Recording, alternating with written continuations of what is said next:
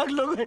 क्या देश के प्रजातंत्र को नियोजित रूप से कमजोर करने का षड्यंत्र किया जा रहा है। हिमाचल में आप जीते तो वहाँ इलेक्शन कमीशन करवाएंगे क्या भाभी चेक? भविष्य के भारत में कोई धूर्त और मूर्ख चुनाव आयुक्त न बन जाए, इसीलिए आपने एमएस गिल साहब को मंत्री बना दिया। हमने तो समाजवादी पार्टी अपने दिन भूल गए जब इनके नेता जैसे मुख्तार अंसारी और अतीक अहमद बूथ लूट लिया करते थे और पहले ये हारते थे तो तब ये ईवीएम पे सवाल उठाते थे, अब ये हारते हैं तो ये एसआईआर पे सवाल उठाते हैं, लेकिन जनता तो देख रही है। ईवीएम अब ठीक हो गया है? नहीं, हम ईवीएम ठीक हो चुका है। ये सरकार इस प्रजातंत्र को नियोजित रूप से खत्म करना चाहती है। आप जाग जाइए, ये लड़ाई कांग्रेस पार्टी की नहीं है। आपके पास सबूत है कि 65 लाख वोट काटे गए, तो आप सुप्रीम कोर्ट क्यों नहीं इस देश के प्रजातंत्र को बचाने की लड़ाई है। अगर राहुल गांधी कह रहा है कि वोट चोरी हो रही है, कन्विंस करते ना आपके लिए वोट कर देते हैं, आपके लिए वोट क्यों नहीं कर रहे लोग? विपक्ष खत्म नहीं हो रही है, वो खुद खत्म हो रहे हैं। ध्वजारोहण पे सवाल उठा रहे हैं, वो विपक्ष खत्म हो रही है, विपक्ष अपने चाल चलन से खत्म हो रही है। मुझे तो ऐसा लग रहा है कि गब्बर और कालिया यही आ गए।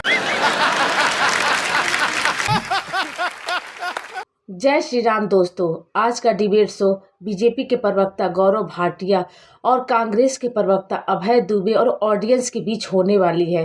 कांग्रेस के प्रवक्ता जीएनजी से अपील कर रहे थे कि जीएनजी तुम जाग जाओ। खुद तो कांग्रेस सोया हुआ है और जीएनजी को जगा रहा था कि देश का लोकतंत्र संविधान खतरे में है। इस पर जीएनजी ने उसे ईमान दस्ते में रखकर सील बट्टे से खूब कुटाई कर दी। वीडियो काफ़ी मज़ेदार होने वाला है, इसलिए वीडियो को अंत तक देखें और यदि चैनल पर नए हैं तो प्लीज़ चैनल को सब्सक्राइब करना बिल्कुल न भूलें। तो चलिए देर न करते हुए वीडियो की शुरुआत करते हैं। तो चलिए शुरू करते हैं। आपको जितना चुनाव है, जब आप हारने लगते हैं तो आप सब पर दूसरा चुनाव आयोग ये कर रहा है, वो कर रहा है। अरे आखिरी के दिनों में आप देखिए ना कि राहुल गांधी ने जो वोटर अधिकार यात्रा के जरिए एक पिच बनाया था, उसके बाद वो बिहार में प्रचार के लिए कई दिनों तक नहीं गए। बिहार के चुनाव का परिणाम जनादेश नहीं ज्ञानादेश है। क्या षड्यंत्र हो रहा है इस देश के साथ? 65 लाख वोट काट दिए गए बिहार में, टारगेटेड किलिंग की गई प्रजातंत्र की।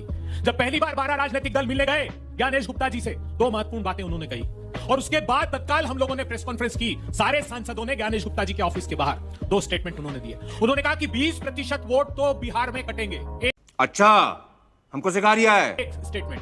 फिर ऑन रिकॉर्ड नहीं है ये। ऑन रिकॉर्ड आप ऑन रिकॉर्ड नहीं है। डिफेमेशन ऑन रिकॉर्ड नहीं है। डिफेमेशन पे केस फाइल कीजिए। ये कहने दीजिए ना ज्ञानेश गुप्ता जी को। हाँ, एसआईआर के खिलाफ वोट नहीं जाने को तैयार है, सबको कह रहे थे डिफेमेशन फाइल करो, हम कुछ भी बोलेंगे। और ये स्टेटमेंट एक बार नहीं 2 बार दिया ज्ञानेश गुप्ता जी। कहां दिया? आप दिखाइए सर। 1 घंटे का टाइम है, अगर ज्ञानेश कुमार ने बोला पहले भी इन्होंने कहा कि 1 घंटे का वक्त है, वहां कोई कैमरा ले जाने की अनुमति नहीं थी। ये सांसदों ने प्रेस कॉन्फ्रेंस ली, दूसरा स्टेटमेंट दिया है। ये नियोजित रूप से इस देश के साथ षड्यंत्र किया जा रहा है। सर्वोच्च अदालत में एक मुकदमा चला। सर्वोच्च अदालत ने 2 मार्च 2023 को कहा कि चीफ जस्टिस नेता प्रतिपक्ष और प्रधानमंत्री चीफ इलेक्शन कमिश्नर को नियुक्त करते हैं। अगर सरकार कोई कानून बनाकर इसमें परिवर्तन करना चाहती तो वो कर सकती। क्या किया सरकार ने जानते?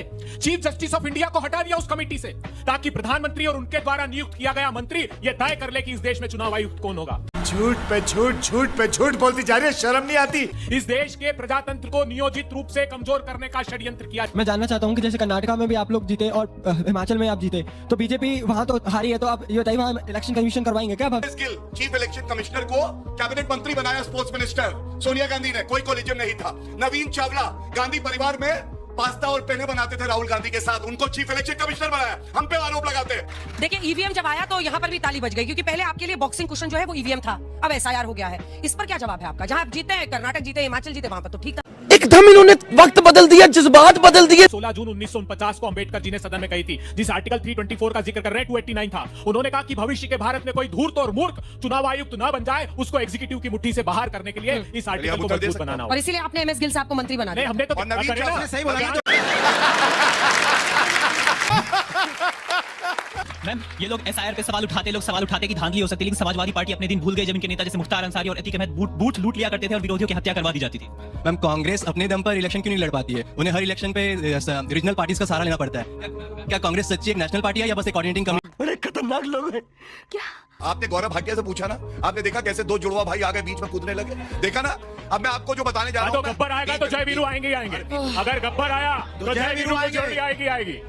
ये वो जय वीरू का आइकॉनिक जोड़ी था, आप लोग मत उसमें फंसिए। कभी साइकिल पे चढ़ते हैं, कभी उतर जाते हैं आप लोग। चलिए, नहीं, मैं आपको बताता हूँ, ये जय वीरू की जोड़ी नहीं है। ये बंटी बबली है, आपको लूटने आए हैं। हाँ, सुनिए, जय वीरू भाई, आप दोनों को क्या अच्छा गब्बर अकेला नहीं, सांबा भी है। जब तक ताली बजा रही है खुश है, आपको दुख हो रहा है। जब जनता खुश होती है ये छाती पीटते हैं, ये मातम मनाते हैं। भारत की खुशी से इनका कोई लेना देना नहीं। पहले तो मैं बता दूं, मध्य प्रदेश का चुनाव था, यही बंटी बबली कमलनाथ कह रहे थे अखिलेश वखिलेश को क्या लेना देना है, और अखिलेश यादव कह रहे थे कांग्रेस के लिए। प्लीज, अरे हो गया भाई, आज का सब हो जाएगा। राहुल गांधी पूरा रिवॉर्ड देंगे आपको। अच्छा।